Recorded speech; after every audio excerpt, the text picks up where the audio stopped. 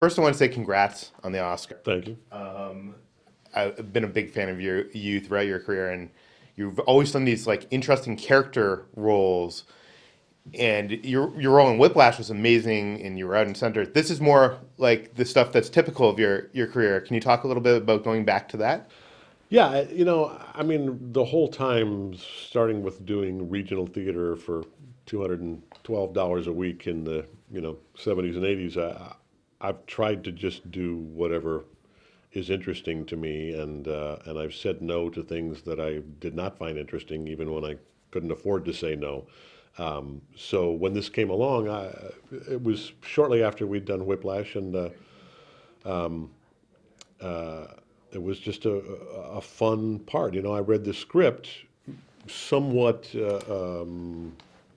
I was somewhat leery of it, going in because I didn't know how good the script was. And then when I read the script, I thought this is not only a fun little part, a very small part, but a fun part that has a nice impact. And uh, and I thought they did such a brilliant job of taking all of the characters that we do know, including Arnold's character, and expanding on them.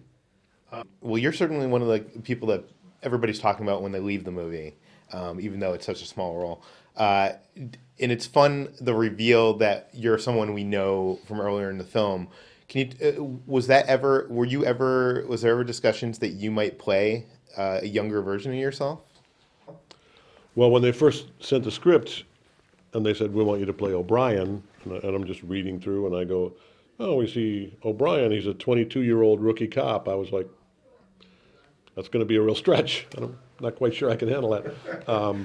But then, then we see that most of the film that we're seeing O'Brien, he's this old schmuck that I am, and uh, and so yeah, for that one scene, I don't think they ever talked about let's do a whole CGI thing on J.K. I think they hired Wayne Bestrup to play the young O'Brien, and at one point there was discussion about having my voice, re-recording his dialogue in my voice, so we would have that consistency there. But not only is my voice 60 years old, my voice is also more recognizable now, and I think it would be. And Wayne did a great job too. So I think it's not really obvious at first that this is the same character, but then when that is revealed, then I think people go, oh yeah, of course. It's a cool reveal, and your character seemingly survives this movie. We don't know. Uh, might we expect that he might be in the next one? Because Skydance is doing sequels. Yes, we are told that O'Brien does. As a matter of fact, we went back and did a little added shot on the roof there with the whole helicopter sequence to make sure that we see that after Arnold, throws me away so that he can save people, I'm one of those that he saves, and that I'm sort of still alive and still watching what's happening. So you are signed on for the sequels. I am signed on. If there are sequels, I will by God be there.